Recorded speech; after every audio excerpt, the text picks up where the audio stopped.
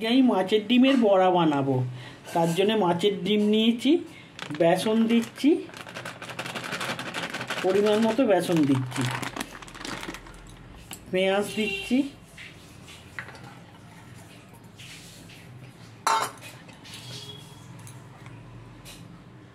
একটা বড় পেঁয়াজ আর 3-4টে কাঁচা লঙ্কা নিয়েছি। এর মশলাগুলো দিয়ে দিই। এটা আদা রসুন পেস্ট করা, নুন, গুঁড়ো লঙ্কা, হলুদ একসঙ্গে মেখে নেব।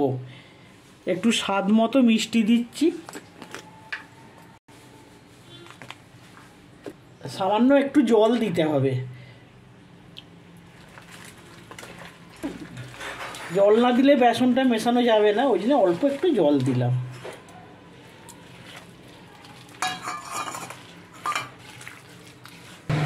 কড়ায় তেল গরম হয়ে গেছে, এবার আমি একটা করে বড়াগুলো একটা করে ছেড়ে দিচ্ছি।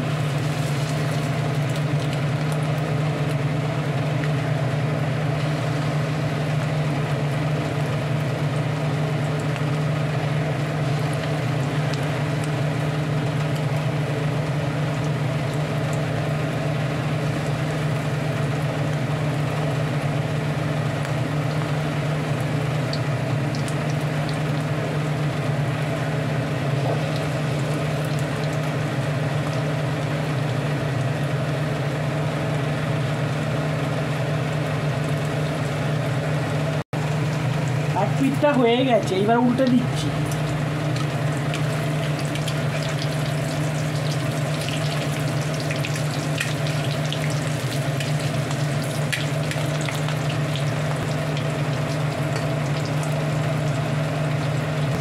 এবার এগুলো তুলে নিলাম, হয়ে গেছে।